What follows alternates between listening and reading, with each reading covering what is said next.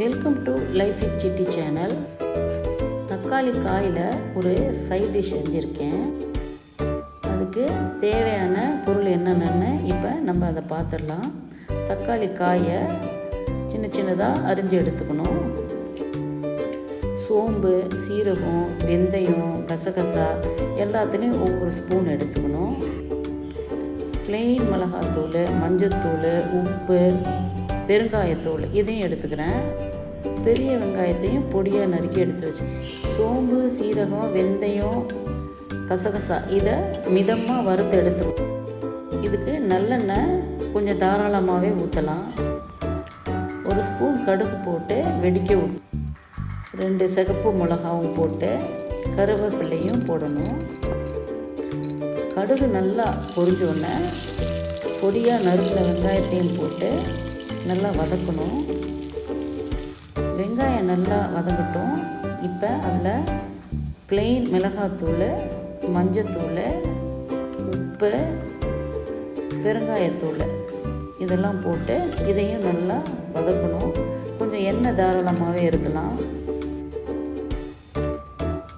இப்போ இதை நல்லா வதங்கின பிறகு இந்த அரிஞ்சு வச்ச தக்காளி காய் அதையும் அதில் போட்டு நல்லா பெரட்டி விடுறேன். இது நல்லா வெந்தால் நல்லாயிருக்கும். அதுக்கு நல்லா 1 டம்ளர் தண்ணி ஊற்றி நல்லா மூடி வச்சு வேக வைக்கலாம். இதுக்கு நடுவில் சோம்பு, சீரகம், வெந்தயம், கசகசா இதெல்லாம் வறுத்துருக்கோம்ல, இதையும் பொடி பண்ணி எடுத்துக்கலாம். நம்ம இதுக்கு தக்காளி சேர்க்காததுனால கொஞ்சமாக புளி தண்ணி சேர்த்துக்கலாம். கொஞ்சம் சுவைக்கு வெள்ளைத்தூள் கொஞ்சோண்டு போட்டுக்கலாம். இப்போ நம்ம பொடி பண்ணி வச்ச அந்த பவுடரையும் போட்டு நல்லா ஒரு வதக்கி விட்டுடலாம். இப்போ இந்த தக்காளி காய் கிரேவி ரெடி ஆகிடுச்சு. இது எல்லாத்துக்கும் சைட் டிஷ்ஷாக யூஸ் ஆகும். சப்பாத்திக்கு ரொம்பவே நல்லாயிருக்கும், தோசைக்கும் நல்லாயிருக்கும், இட்லிக்கும் தொட்டு சாப்பிட்லாம். ரொம்ப அருமையாக இருக்கும். இதை நீங்கள் செஞ்சு பாருங்கள். இந்த தக்காளி காயில் ஒரு மைல்டாக ஒரு முணுமுணுப்பு இருக்கும். அதனால தான் நம்ம இவ்வளோ மசாலா சேர்க்குற மாதிரி ஆகுது.